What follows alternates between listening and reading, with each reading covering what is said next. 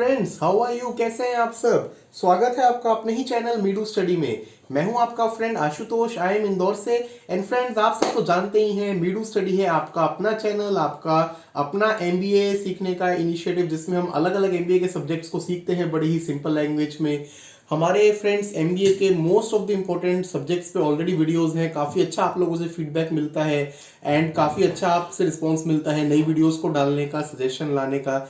आज की दोस्तों हमारी जो वीडियो है वो हमारे एचआर मॉड्यूल की, एचआर सेक्शन की है, 9th वीडियो है। पिछली वीडियो में हमने रिक्रूटमेंट एंड सिलेक्शन को स्टार्ट किया था एंड उसमें हमने रिक्रूटमेंट वाला जो पार्ट है उसको क्लियरली पढ़ा था। रिक्रूटमेंट अगर मैं रिवाइज करूं तो क्या होता था, एलिजिबल कैंडिडेट्स के एक पूल को बनाना, उसको कहते थे रिक्रूटमेंट। अब हमने कैंडिडेट्स का रिक्रूट करके पूल बना लिया।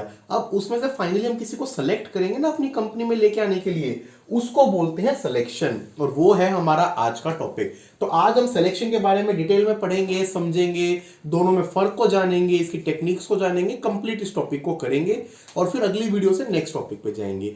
तो आपको अगर पहले रिक्रूटमेंट के बारे में जानना है तो आप हमारी इससे पिछले वाली वीडियो नंबर 8 को रेफर कर सकते हैं। चलिए जानते हैं सिलेक्शन क्या होता है। Selection is a process of choosing candidates who have required knowledge and skills to do a particular job। तो मतलब जो आपने पूल बनाया, देखिए ऑलरेडी आपने बहुत सारे रिज्यूमे मंगवा के पूल बना लिया था। अब उस पूल में से हमें उस कैंडिडेट को चूज करना है जिसमें नॉलेज एंड स्किल्स हों, ठीक है। This process is usually carried out from a large pool of potential candidates. Pool हमने कैसे बनाया था? रिक्रूटमेंट करके, उन्हीं में से अब हम सेलेक्ट करेंगे। मेन पर्पस क्या होता है सिलेक्शन का? Find out the best candidate available from a large group of people to do the required job successfully. मतलब जो आपके पास लार्ज ग्रुप है, लार्ज पूल है, उसमें से बेस्ट कैंडिडेट को आइडेंटिफाई करना हमारा मकसद होता है सिलेक्शन का।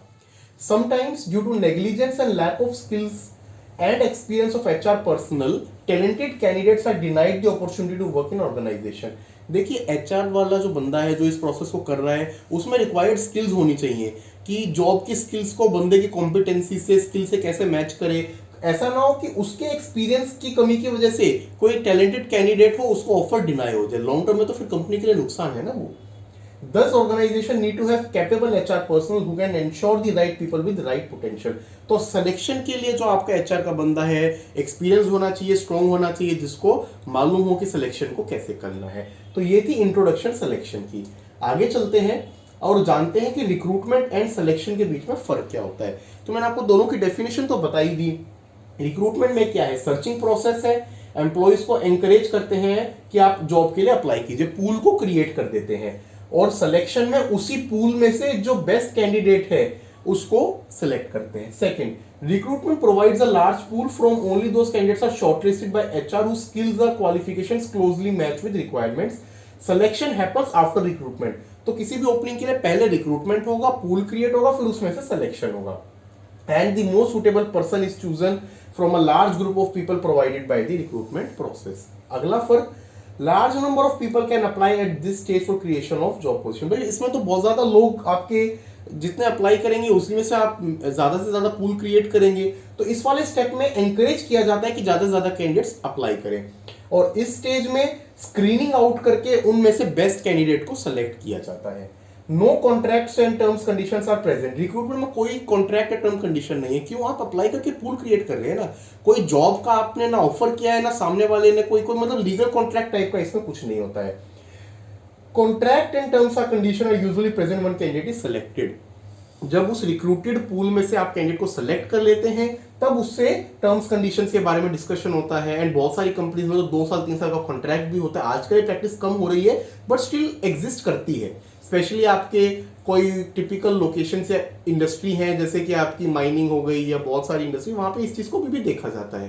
तो इन चीजों में आपका सिलेक्शन स्टेज में कॉन्ट्रैक्ट्स आ जाते हैं। तो ये थे हमारे की डिफरेंसेस दोस्तों, रिक्रूटमेंट एंड सिलेक्शन। अब हम जानते हैं कि प्रोसेस ऑफ सिलेक्शन क्या है। तो प्रोसेस ऑफ सिलेक्शन की अगर हम बात करें तो ये जो है हमारा 8 स्टेज प्रोसेस होता है। सबसे पहले कंडक्टेड प्रीलिमिनरी इंटरव्यूज। आप प्रीलिमिनरी इंटरव्यूज को कंडक्ट कीजिए, जानिए बेसिक जानकारी, जो कुछ पैरामीटर्स होते हैं वो सब कैंडिडेट से जो रिक्रूटमेंट में आए थे आप उसको लीजिए। फिर जो ये सारी जानकारी है उनको आप कंडक्ट कर लिया आपने, उससे आप फिल करिए एप्लीकेशन फॉर्म को। और नॉर्मली सब कंपनीज जो है एक एम्प्लॉयमेंट एप्लीकेशन स्टैंडर्ड फॉर्म रखती हैं जिसमें वो कैंडिडेट की पर्सनल जानकारी, एम्प्लॉयमेंट रिलेटेड वर्क एक्स की जानकारी, पढ़ाई रिलेटेड जानकारी, बैकग्राउंड चेक, रेफरेंसेस सब कुछ लेती है। तो सेकेंड स्टेप में हम वो एप्लीकेशन फॉर्म कैंडिडेट से भरवा लेते हैं। अगले स्टेप में हम कंडक्ट करते हैं एम्प्लॉयमेंट टेस्ट। अब एम्प्लॉयमेंट टेस्ट अलग अलग हो सकता है। अगर मान लीजिए आपकी कोई टेक्निकल प्रोफाइल है तो आप टेक्निकल टेस्ट लेंगे। कई बार एप्टीट्यूड रिलेटेड प्रोफाइल होती है तो उसमें नॉर्मली बंदे का एप्टीट्यूड टेस्ट लिया जाता है। अगर कोई आपकी फिजिकल रिलेटेड चीज है तो उसमें फिजिकल टेस्ट ले। तो जो भी आपकी जॉब से रिलेटेड टेस्ट है उसको आप यहाँ पे कंडक्ट करते हैं। सेकेंड में कंडक्टिंग एम्प्लॉयमेंट इंटरव्यू। फिर टेस्ट लेने के बाद जो बंदे उस टेस्ट पे क्वालिफाई हो रहे हैं उनमें हम इंटरव्यू करते हैं। फिर परफॉर्मिंग रेफरेंस चेक। इस एप्लीकेशन वाली स्टेज में जो हमने रेफरेंसेस लिए थे, पर्सन का रेफरेंस चेक करते हैं। अब रेफरेंस चेक कई बार खुद से कॉलिंग से भी हो सकता है कि उसके पास एम्प्लॉयर को, कॉलेज को कॉल कीजिए। बहुत सी कंपनीज इसके लिए एजेंसीज को भी हायर करते हैं, थर्ड पार्टी को, जो इस तरीके के चेक्स को करती हैं। Conducting physical examination. आपने मेंटल एग्जामिनेशन सब कुछ तो कर लिया, कई बार फिजिकल एग्जामिनेशन और एंड इवन आपका बहुत सी जगह मेडिकल एग्जामिनेशन भी पर्सन का होता है जहां उसको एक प्रिस्क्राइब डॉक्टर से जो है मेडिकल सर्टिफिकेट लेना होता है। वो सब होने के बाद बंदा अगर फिट निकलता है, क्लियर होता है सब कुछ, रेफरेंस भी उसका ठीक निकला, इंटरव्यू में भी अच्छा आया और फिजिकल एग्जामिनेशन भी ठीक हो गया मेडिकल उसका, तो उसको फिर अपॉइंटमेंट लेटर ऑफर कर दिया जाता है। अपॉइंटमेंट लेटर ऑफर किया, उसने एक्सेप्टेंस दे दी, तो आपका फाइनल सिलेक्शन हो गया। इसके साथ हमारा प्रोसेस ऑफ सिलेक्शन फिनिश होता है। अब हम जानते हैं इंटरव्यू। इंटरव्यू जो है सिलेक्शन का one of the most common method है एंड हम हर कोई जानते ही हैं। हम जो एमबीए कर रहे हैं उसमें भी कोई ना कोई इंटरव्यू देके हम लोग आए थे और आगे जाके जॉब लेंगे उसमें भी हम इंटरव्यू ही देंगे। तो इंटरव्यू जो है वो एक बहुत कॉमन मेथड है। टर्म इंटरव्यू क्या होती है? तो इंटरव्यू को अगर हम डिफाइन करें, it can be defined as conversation between two और मोर पीपल, दो या दो से ज्यादा लोगों के बीच बातचीत। देखिए कई बार मोस्टली केसेस में होता है 1 to 1 इंटरव्यू, कई बार ऐसा होता है कि सामने जो है पैनल इंटरव्यू होता है, उसमें 2 से 3 लोग हो सकते हैं। एक हो सकता है आपका एचओडी हो, एक हो सकता है आपका एचआर पर्सनल हो, एक टेक्निकल बंदा, डिपेंडिंग अपॉन प्रोफाइल, कुछ भी हो सकता है। तो कन्वर्सेशन है ये 2 या 2 से ज्यादा लोगों के बीच में, wherein a series of question are asked. Series of questions पूछे जाते हैं फ्रॉम वन पर्सन, एक आदमी से, in order to collect information, उसके बारे में हम जानकारी निकाल रहे हैं। तो इंटरव्यू का यही बेसिक ऑब्जेक्टिव होता है। According to Jucius Michael, an interview is a face to face oral observational and personal appraisal method. Person who asks question is called interviewer and person who responds to the question is called interviewee. तो जो 2 लोग की बात की थी हमने, एक जो सवाल पूछ रहा है वो है इंटरव्यूअर और जो आंसर कर रहा है वो है interviewee.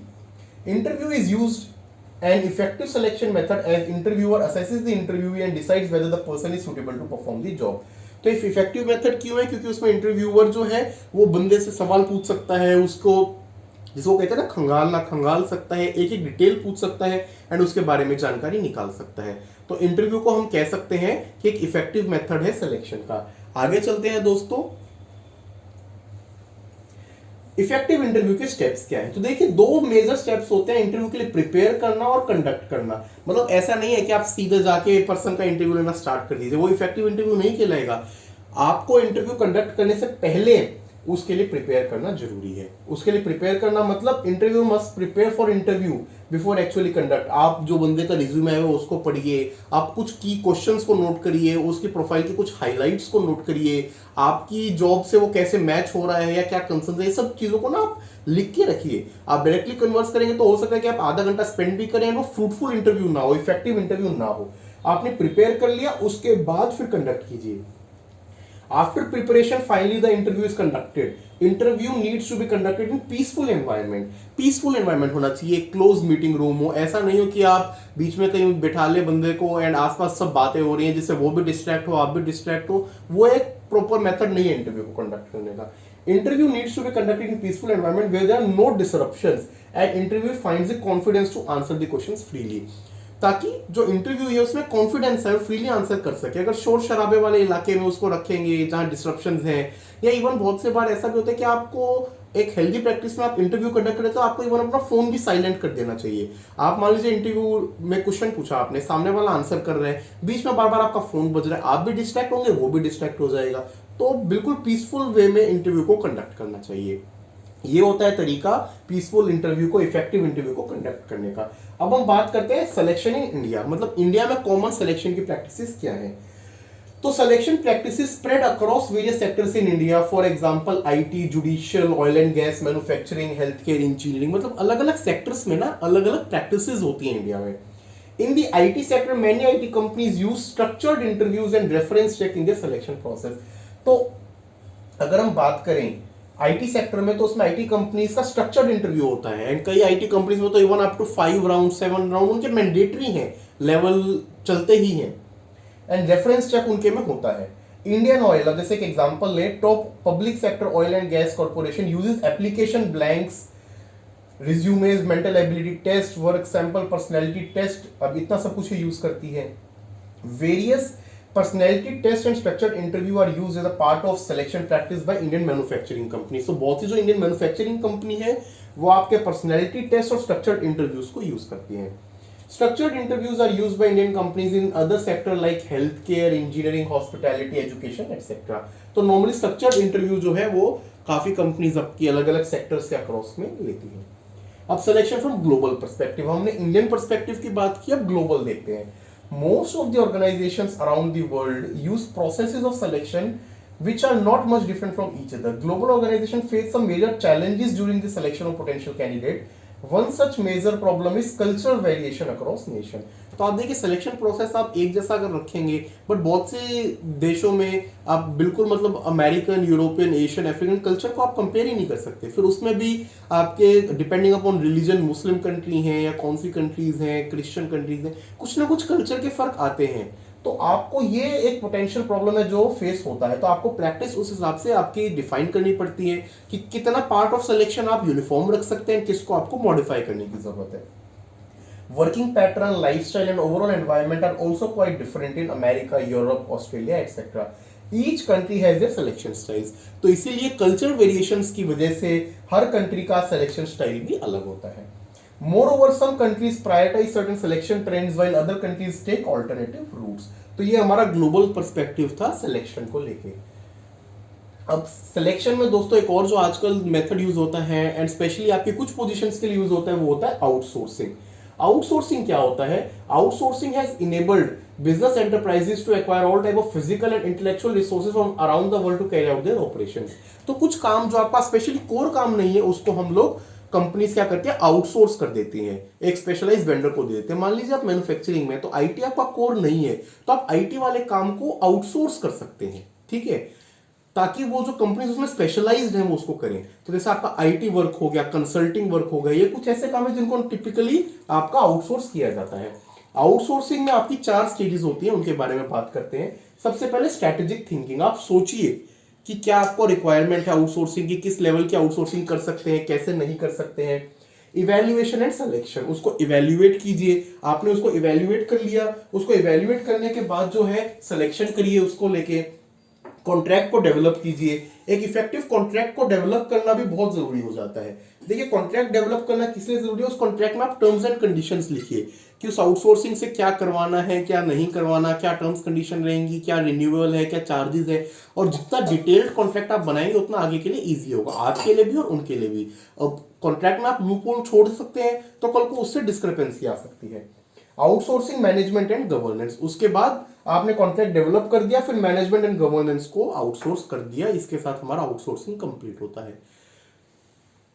Outsourcing HR in India, India में जैसे हम बात करें एचआर आउटसोर्सिंग की, human resource outsourcing in India is currently becoming popular among the masses.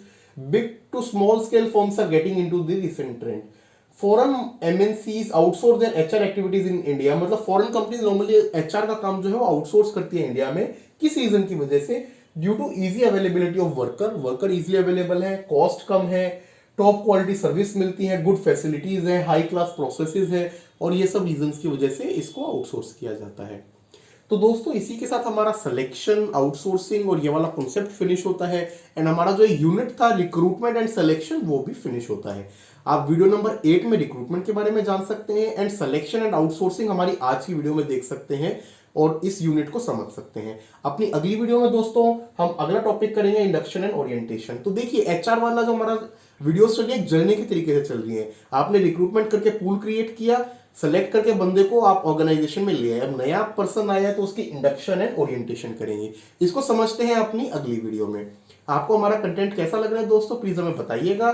आप कमेंट सेक्शन में बता सकते हैं जो भी आपका फीडबैक हो। मीडू स्टडी आपका अपना चैनल है। आपको हमारा कंटेंट अच्छा लग रहा है तो प्लीज वीडियोस को लाइक कीजिए, शेयर कीजिए एंड हमारे चैनल को सब्सक्राइब कीजिए। थैंक यू दोस्तों, टेक केयर।